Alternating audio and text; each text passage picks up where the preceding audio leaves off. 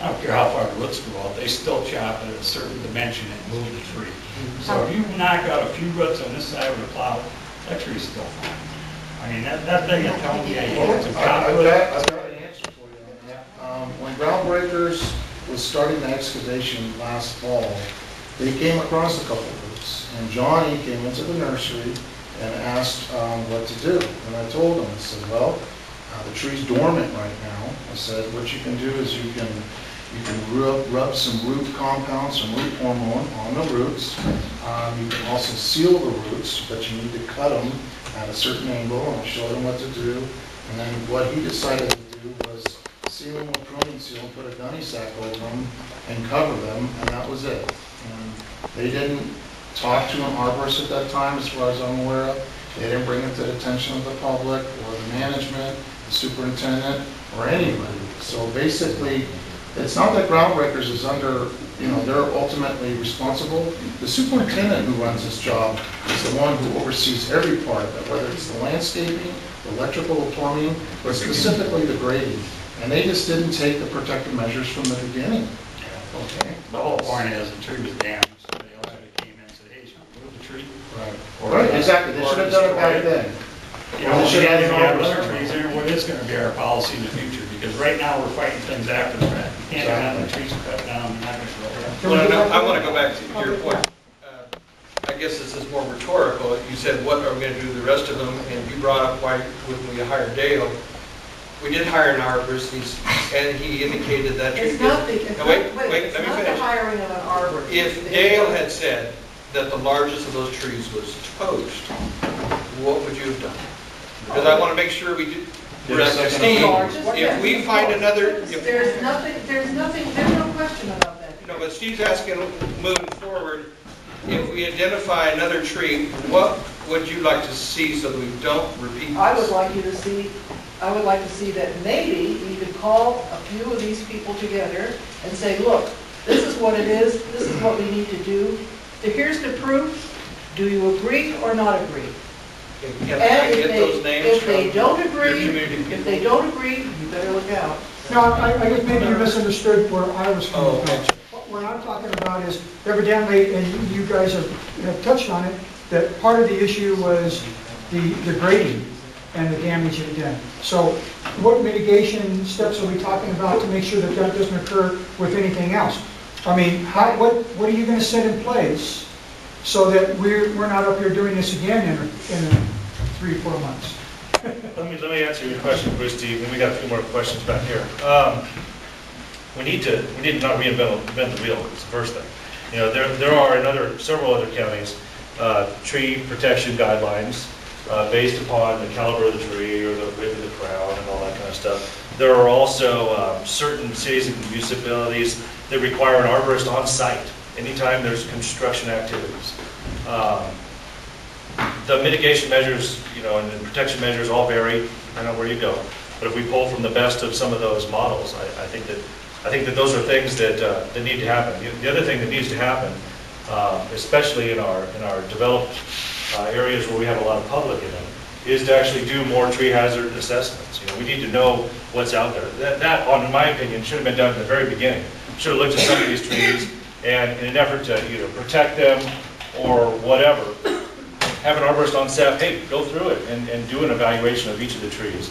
Talk about its health, its vigor, its age, and those kind of things. And that would help those designers understand, because sometimes the designers don't understand some of the arboriculture world, and the arborists don't understand the designers sometimes. So I think we need to get the groups together and work together to do that. You've got the rest of the grove here in Fraser Park, several of the trees in here that we haven't had an arborist do an evaluation on. And those kind of things are important. Sir, I'm going to stop you right there. Because based on your arborist there, we didn't have any foreknowledge that those trees were coming down. And if you get another arborist in your track record, I'm Linda to give you the pictures, by the way. If you hire an arborist and say, it's gone on a Saturday again, do you think we're going to be angry? Do you think we're going to be back here again? What we're asking is, can we be involved with decisions so that we can hold on to our ancient oaks and heal our ancient oaks and take the mitigating steps so that they become healthy and carefully and with knowledge, with study, remove and care for the removal of a diseased limb, get the mistletoe, the parasites out of our county trees here on the park. I mean, I would say absolutely. We've got the Parks Director here, and I would say he would absolutely agree with that approach. So why don't you hire someone like Dale, or hire Dale? Feedback. That's our creed. How about Ann Nursery? So does. We're actually licensed in the Hold on. He's not even licensed, huh? Doesn't matter. Oh, really? All right. You got liability insurance? And- Work insurance? May I ask a question? It does matter. A question was asked earlier about permits. Was a permit obtained for this? For this destruction, were permits obtained? Because it seems to me that if permits were obtained, somebody would have knowledge or an intent to remove these trees, to kill them. It's sort of like having, well, carnal knowledge, I guess. I'd like an And answer if- to that one. And specific, Yes. Michelle, excuse me, and if no permit was obtained, why wasn't it? If it was discussed, if it had been discovered during the process that these trees were needed to be removed because of the threats that you indicated, would they have made that decision right then and there on the spot without discussing it with superiors? I mean, something just stinks, you know? Yeah. I understand your frustration. One of the, and to answer the question, no, there was no permit taken out for Because these trees. my question is who is it that you think is, okay, we contacted U.S. Fish and Wildlife Service. They indicated that we didn't need a permit because there were no nests. Well, Who said there were no? I talked You to need to U.S. buy Fish an and odor Wildlife. report in the States. I know, I'm an architect, I do this like Ray all the I time. understand Okay, that. I have 5 I'm not projects in the saying- last 5 years where we've had to get by odor reports I understand and that. pull fish and game permits to do any removal at all. It's a 100-year-old federal statute that requires that. Okay. We contacted California Department of Fish and Game. We contacted U.S. Fish and Wildlife.